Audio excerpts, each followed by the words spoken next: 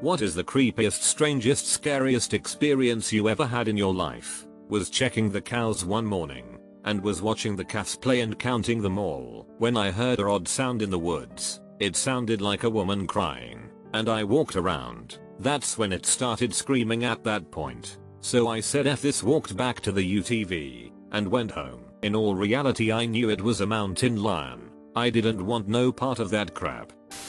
I was an 18-year-old Canadian female living in Hong Kong by myself to study Cantonese. One of my good friends wanted to show me Macau. It's been called the Chinese Las Vegas. I agreed, and we boarded the ferry at around 8 at night. It takes about an hour to get there, so we arrived at about 9. We took off to the casinos and had a great night. On a whim, my friend asked me if I wanted to go to mainland China on another ferry from Macau. I had never been to this particular area of China, so I said sure. Problem? My friend went through the immigration for the last ferry, and I was right behind him. I was denied because I didn't have a visitor's visa for mainland China. My friend was Chinese, so he had no problem. 18-year-old me had no idea this was a thing, as Macau and Hong Kong don't require them, and they wouldn't let my friend back in. Best part? My phone was dead. I was kicked out back to the streets of Macau, with no way to contact my friend and no idea how to get back to Hong Kong. At this time it was about 1 AM. I'm walking the streets, looking in convenience stores for phone chargers, panicking, having no idea what to do. As soon as I left a convenience store, a man come up to me and asked me how much. Mind you, I was wearing jeans and a t-shirt with running shoes, but that's besides the point. I told him no and kept walking. He followed me. It's dark. I'm walking down a street, I have no idea where I am, and my phone is dead. I can hear him getting closer behind me. I realize up the street is an alleyway, and I remember thinking this is going to end badly if I don't do something. Just as I suspected, I get closer to the alleyway and I hear him start running up to me. I turned around and his hand was reaching to grab me, and punched him as hard as I could in the face. He didn't fall down, just took a few steps back and held his face. As luck would have it, a taxi was going down the street. I jumped in and just screamed go in Cantonese. I finally managed to find my way back home, but oh my gosh, I was so stupid. I've posted about this before, but what the hell? When I was in college, I worked at a little gas station in the middle of nowhere, Alabama, that was open pretty late. It was a great job because after 10, we really had no one that came in, so I could turn on music and work on my homework. One night, a little after midnight, I was getting ready to count down the register and pack up my things. I went to the back office, proceeded to start counting money when I noticed a heavy-set guy standing at the counter, looking at the wall of cigarettes behind it. I figured I must have forgotten to lock the door, so I walk out to apologize, only to find that no one is there. I figure maybe the camera was not working, so I shrugged it off after I walked around the store. I also checked the door and it wasn't locked, so I locked it. I went back to the office. Nothing on the camera screen, so I go back to counting down. A few minutes later, I look up at the screen again and the dude is still there, but now he is standing with his back to the camera pressed up against the beer fridge. I walk back out, now firmly shitting bricks, as I was a tiny woman and far away from literally everything and everyone. No one was there. I was terrified, grabbed the can of wasp spray, and searched literally every inch of the store while trying to call my boyfriend at the time to drive out there. He was sadly too drunk to do so and said you're probably fine. Before hanging up, I summoned the remaining courage that I had and went back to the office, locking that door behind me as I did before. I hurried through counting everything again. Looking back up at the screen one more time, I saw the same dude, standing there and looking at the office door where I was. He was perfectly still, not moving but just standing there. I quickly finished counting the money down, threw it in the safe, and pretty much ran out of the store, not shutting off the lights behind me. The next morning, probably about 4 AM, I was called by my boss asking me to open the store because he had a family emergency. The extra money was nice, so I agreed, but asked if I could bring my friend with me since it would only be for an hour or two, and I told him what had happened the night before. Oh, you saw him? Huh? Yeah, go ahead. He scares me too. I was in middle school when this occurred, so I was around 12-13 years old. My best friend and I were next door neighbors, so we often walked to and from the bus stop for school. We were walking home one day from the bus stop when an old red pickup truck slowly drove by us. We didn't recognize this red pickup as anyone that lived in the neighborhood. It was a small neighborhood. The truck was going the same way we were walking and we could see the driver lean forward and it looked like he was looking at us. He then sped off down at the end of the block and turned around the corner. My best friend and I looked at each other and said that was weird. We shrugged it off since there were some houses for sale on the block and we did happen to walk by one. We were halfway down the block when the same red truck turned from the corner and was heading towards. He was speeding down the road, but as he approached us he slowed down. The man's driver's side window was now rolled down. I don't remember much of what he looked like, but I do remember him having face tattoos. Now we were worried. As we passed him and he slowly passed us, I happened to look behind me to make sure he was still driving. Nope. His brake lights light up and his truck jerked when he placed it into park. I saw the driver door open and I yelled to my best friend, "Run."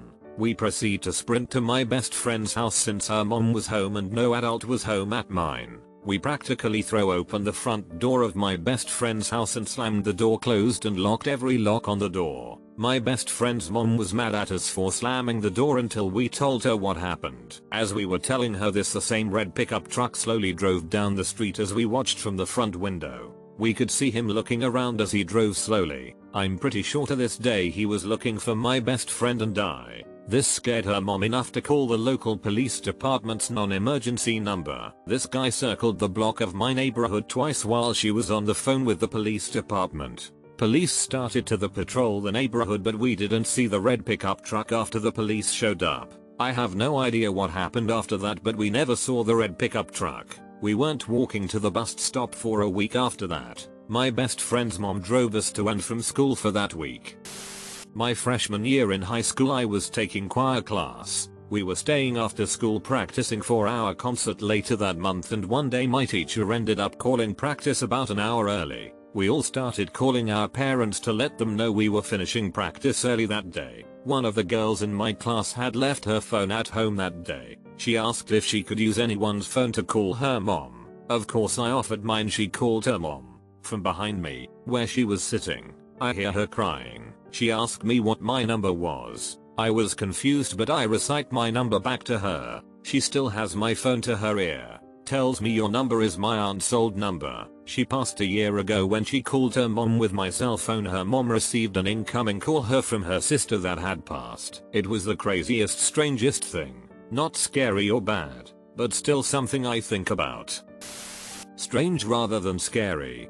16 years ago I got pregnant at about the same time as my sil. In my country the first ultrasound scan you have is at about 12-14 weeks-ish to check for physical abnormalities and the possibility of Down syndrome. It's not uncommon to find out the sex then too. My sil was about 3 months further along than I was and had found out they were having a boy. I wanted a girl. 3 weeks before my scan was due, my partner and I were looking at a house to buy. It was an old villa with a front door and hallway that led straight down to lounge, kitchen and dining room that went across the top. Kind of a T-shape. The bedrooms were off the hallway. My partner and the real estate agent were in one of the bedrooms. I was standing in the lounge to one side of the hallway. I could see the doorway but I couldn't see up the hallway. I could hear them talking. It was midday on a Saturday. I was well rested and slightly hungry. Felt totally normal. There were only the three of us in the house. Then all of a sudden I was standing a few meters to my right looking straight up the hallway where two floppy-haired brunette toddlers were running giggling towards me. They were wearing messy play kind of clothes and I got the impression they were going to run past me and through the kitchen behind me into the backyard. I stared at them thinking this must be my kid and their cousin. Trying to figure out which was a boy, so I could see what sex the other kid was. It was surreal, but I wasn't frightened. It only lasted a few seconds and then I was suddenly back where I had been standing, to the side of the hallway instead of looking up it. There were no toddlers and partner and real estate agent started walking down the hallway. So long story short, we ended up buying that house, and at my scan I found out we were having twins, who grew into two floppy-haired brunette toddlers.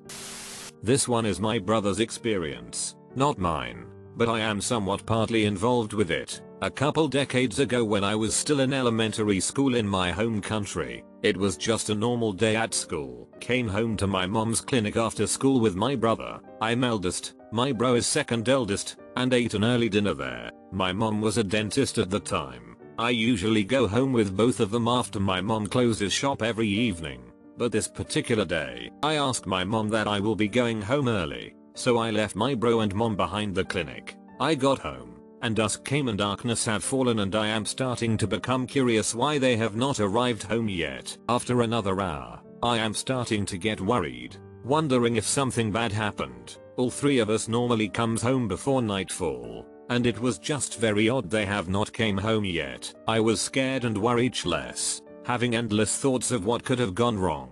As a kid in elementary, I couldn't handle the stress and I started crying like crazy. Midnight struck and they were still missing.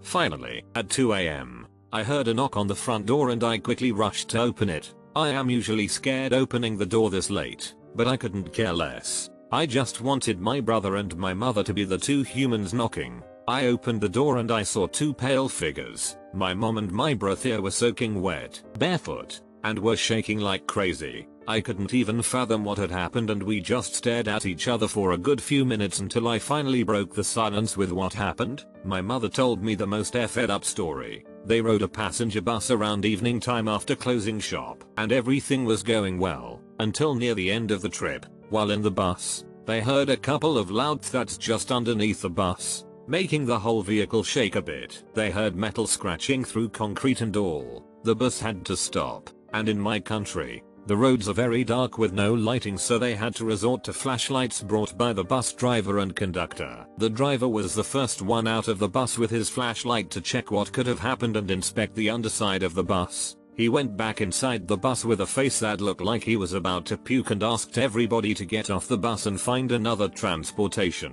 My brother and mother got off and they peeked under the bus, only to realize there was a mangled body of someone riding a motorcycle underneath the bus. It was dark, but with the help of some flashlights, they could see flesh, brains, blood on concrete, all that meshed with twisted metal underneath the bus. My mother and brother told me the bus hit a motorcycle and it went under the bus, crushing the motorcyclist amidst all that mangled flesh and metal. I could not sleep that night, neither could either my mom or bro, and the next morning, just as we were trying to heal from what had happened and all the trauma, I was also traumatized just hearing the story from them, especially in the state they were in. My aunt, my mom's sister, broke the news to us later that following day that her husband never came home last night. The mangled body underneath the bus was my uncle's dead body. I still hurt every time I recall this story, and I am shaking as I type and share this with you all. God bless, and please tell everyone in your family you love them because you never know what tomorrow will be like.